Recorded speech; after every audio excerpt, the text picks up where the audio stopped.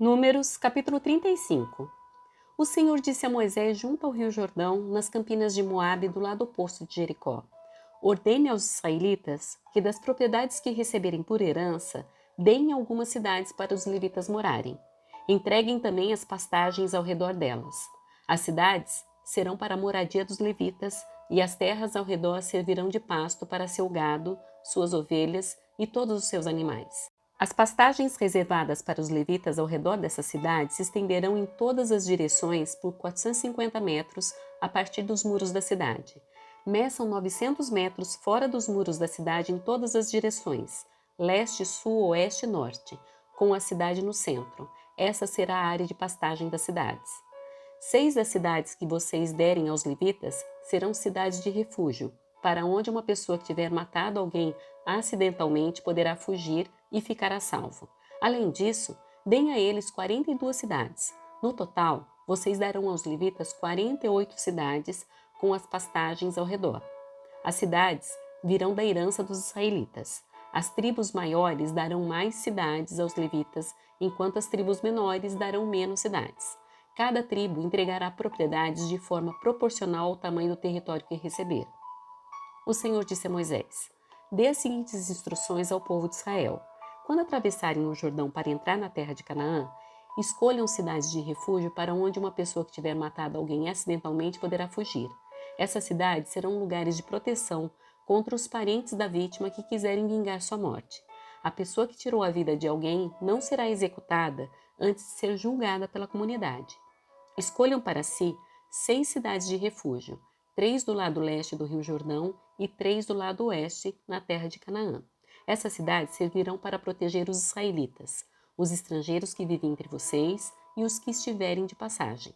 Qualquer um que matar alguém acidentalmente poderá fugir para lá.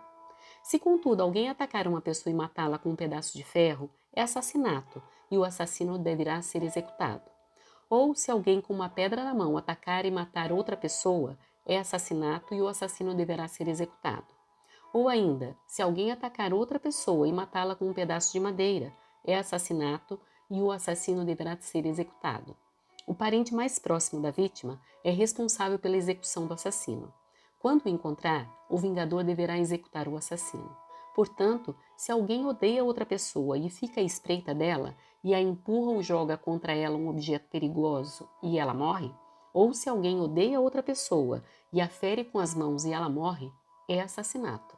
Nesses casos, o vingador deverá executar o assassino quando o encontrar. Se, contudo, alguém empurrar outra pessoa sem ter demonstrado anteriormente nenhuma hostilidade ou jogar algo que acerte a pessoa acidentalmente, ou sem intenção deixar cair sobre ela uma pedra grande, embora não fossem inimigos, e a outra pessoa morrer, a comunidade usará as seguintes normas para julgar entre o acusado e o vingador, o parente mais próximo da vítima. A comunidade protegerá o acusado do vingador e cuidará para que ele chegue à cidade de refúgio para onde fugiu. Ali, ele ficará até a morte do sumo sacerdote, que foi ungido com o óleo sagrado. Se, contudo, o acusado sair alguma vez dos limites da cidade de refúgio e o vingador o encontrar fora da cidade e o executar, essa morte não será considerada assassinato. O acusado deveria ter ficado dentro da cidade de refúgio até a morte do sumo sacerdote. Depois da morte do sumo sacerdote, porém, o acusado poderá voltar à sua propriedade. Essas são as prescrições legais a serem cumpridas de geração em geração, onde quer que morarem. Todos os assassinos deverão ser executados, mas apenas se mais de uma testemunha apresentar provas. Ninguém será executado com base no depoimento de apenas uma testemunha. Jamais aceitem resgate pela vida de alguém que foi declarado culpado de assassinato e condenado à morte. Os assassinos deverão sempre ser executados, e jamais aceitem resgate de alguém que fugiu para uma cidade de refúgio, permitindo com isso que o acusado volte à sua propriedade antes da morte do sumo sacerdote.